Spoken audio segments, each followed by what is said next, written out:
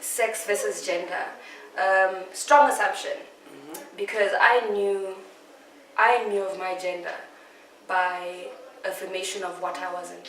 To be in a certain space and say, no, this space is for boys. That's how I knew I was a girl.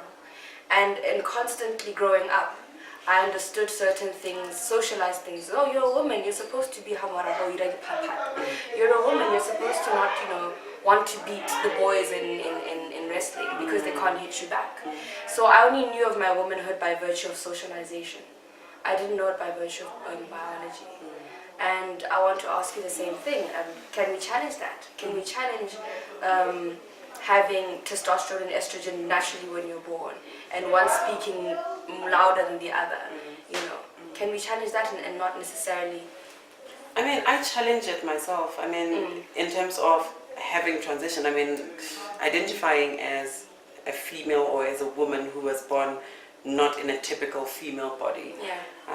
I also have transitioned to wanting to challenge that very definition and construct that seems to be very rigid, that seems to have a nice little rubric that everyone ticks boxes on it, where I've come to understand that the bodies of women themselves differ in many, many, many ways. And the only problem that society has been in is that it has been indoctrinated into thinking that each and every one of us actually ticks those boxes. Yes. And there's also this whole subsequent list of behavior, wishes and aspirations that we believe these very bodies have, where you find that there are women who actually do not want to have children. Yes, they're born with those uteruses, but they have choices that they make about their own bodies. Yeah. So that in itself, for me, I've realized that that very construct that we've all been sort of indoctrinated to believe that bodies just come into those and immediately they check that box and immediately then we validate them in one way or the other, and those that don't have certain features, we disqualify them.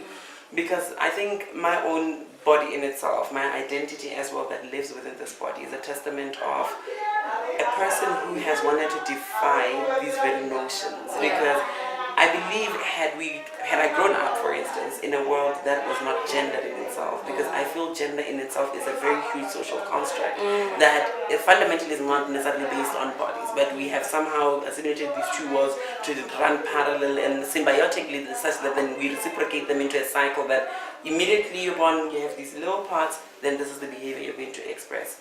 So in my case, I believe that, so in so doing, I think I've come to also know as I transition with my own body that even those changes that my body has gone through tells you that bodies transition at all times, not just for it's a constant. Yes, it's a constant that we find that our bodies themselves have changed over the years. If you look at the generations of our own parents, you look at our own generation, the way in which we even dress up these very bodies themselves, it even has changed. So for me, I think that very restrictive definition of womanhood and femininity, even by persons who are not transgendered, we continue to redefine that definition, where men are able to wear pink, where men are wearing skinny jeans.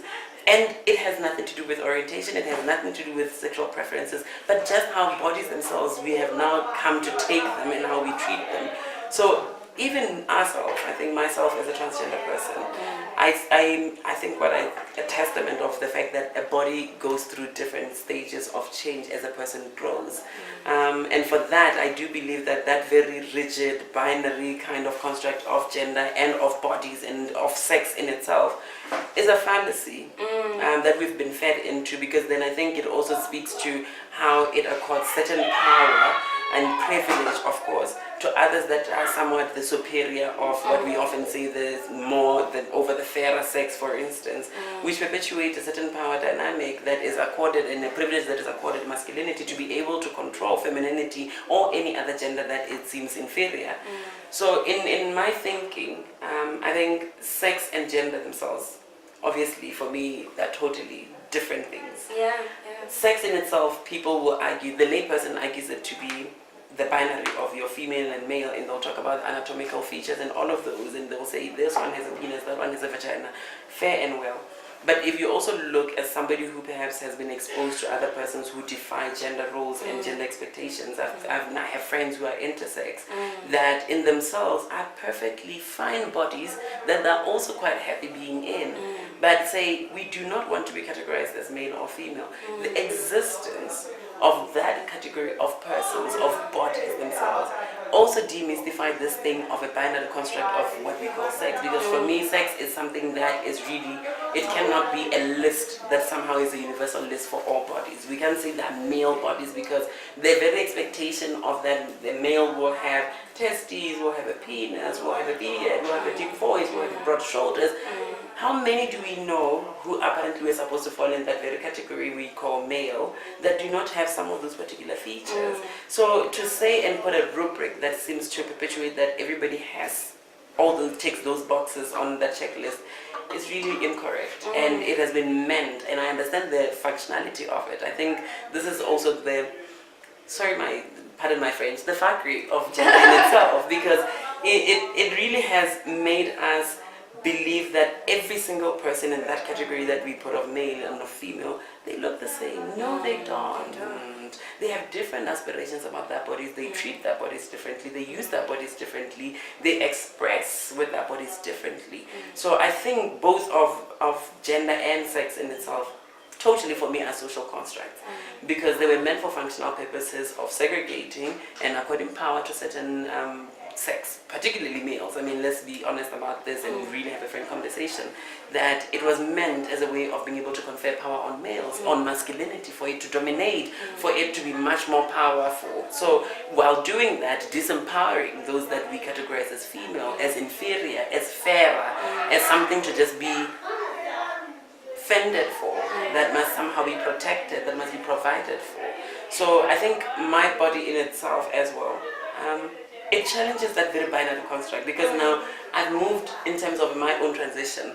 The body has gone through this metamorphosis in terms of the sex. If you are now to look at my body and start trying to put it on that rubric, definitely it has moved from what somebody could have wanted to say it's male, which was what they assigned on my birth certificate. And it has now transitioned into this that can be categorized as female. But if you interrogate even further, there are certain parts of that list itself that my body does not take, that it does not have a uterus in it. But not just because I'm a trans person, there are other female bodies apparently that do not necessarily even have uteruses in them. Some of those very bodies themselves have uteruses and they do not want to use them for what is somehow prescribed for them to be used in them for. So absolutely, I do believe that these two are total constructs, that they served a purpose. And obviously I think in the evolution of mankind, there was a need to just segregate roles. It was a functional decision of that this is a homestead, it's an organization, or it's a business, that we need to somehow be able to accord certain roles to certain beings in order for us to be able, at the end of the day, if we put our little percent, you put yours, we contribute to the functionality of the space we occupy together. However, while the roles are changing, absolutely, the world is so diverse in they're challenged, those particular roles. And I think that's exactly what you asking in terms of where we are at right now. There are various bodies that challenge that very construct, that very normative, restrictive, conservative understanding of bodies and what they need to be performing socially.